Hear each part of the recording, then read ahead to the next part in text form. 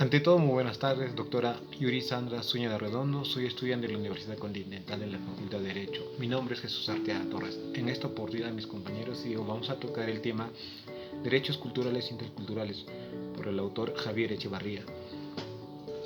A modo de introducción veremos el primer punto, el objetivo del trabajo y aclaraciones conceptuales previas.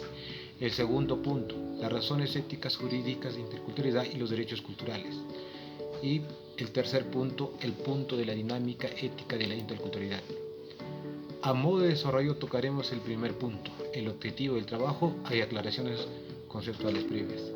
Según Javier Echevarría, la interculturalidad se ha concretado como una educación intercultural, donde las sociedades modernas y los estados son cada vez más multiculturales, pues las pluralidades que albergan históricamente se están añadiendo constantemente los nuevos movimientos migratorios, y la intención es fundamental de tratar esa realidad de modo diferente a cómo ha sido tratado en general en el pasado, no del homocentrismo del grupo dominante, donde la cultura propia sea superior a otras culturas, sino desde la perspectiva de respeto e incluso en la empatía de grupos culturales diversos.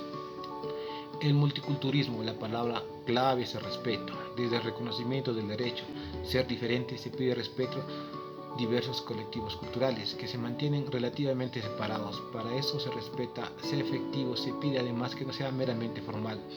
Esto hace igual de las oportunidades sociales de dichos colectivos.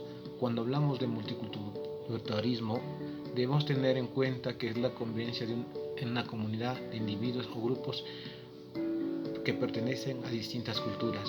El fenómeno del multiculturalismo es altamente criticado por sus creencias usadas en su contra. Tiene la idea que para existir el multiculturalismo, identidades culturales deben dejar de existir y vivir de una manera aislada.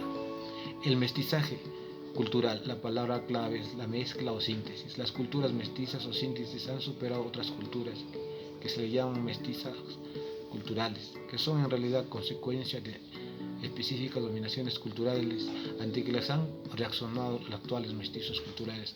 Han podido o como no han querido, pero puede haber contraobjetarse por el mestizaje que se convierte en el horizonte deseado y estrategias de síntesis no forzadas. No se puede lograr una cultura común enriquecida a la oportunidad de las múltiples diversas colectivos y de las múltiples posibilidades personales que puede estar con las perspectivas etnocentristas en los diversos conflictos étnicos. Ante todo, muchas gracias por su atención. Voy a dar pase a mi compañero. Buen día, doctora Sandra Zúñiga. Mi nombre es Diego Christopher Mancilla Rodríguez, estudiante de Derecho de la Universidad Continental. Continuando con la exposición, me toca exponer el segundo punto, el cual se divide en tres fases. El primero, de la cultura nacional a la multiculturalidad como derecho. La interculturalidad está tomando una acción decisiva en la cohesión de una cultura nacional a base de políticas de asimilacionismo. Busca la homogeneidad y la solidaridad para tener el respeto mutuo de nuestras culturas. En el segundo punto, el cual es de la multiculturalidad a los derechos de autogobierno, señala que tenemos derechos a las condiciones sociales y políticas. Los estados intervienen activamente para que las personas y grupos decidan libremente un desarrollo cultural y así conseguir una libertad intragrupal e intergrupal, respetuosa con las entidades. En el tercer punto, la respuesta jurídica de los derechos de la minoría. En este punto se pretende regular los derechos culturales de los grupos minoritarios, y son que los miembros de las minorías deben reconocérseles también una serie de derechos individuales de naturaleza civil. Exige una intervención más explícita del Estado, aunque la formulación jurídica de este derecho es muy confusa por el momento, debido a que las realidades son muy diversas e imposibles de homogeneizar a las minorías existentes.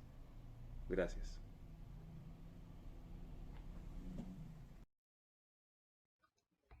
Buenas tardes, profesora. Bueno, continuando con la exposición, primero tenemos que la interculturalidad es el proceso de comunicación e interacción entre personas o grupos con identidades de culturas específicas diferentes, donde no se permite que las ideas y acciones de una persona o grupo cultural esté por encima del otro, favoreciendo en todo momento el diálogo, la concertación y con ello la integración y convivencia enriquecida entre culturas.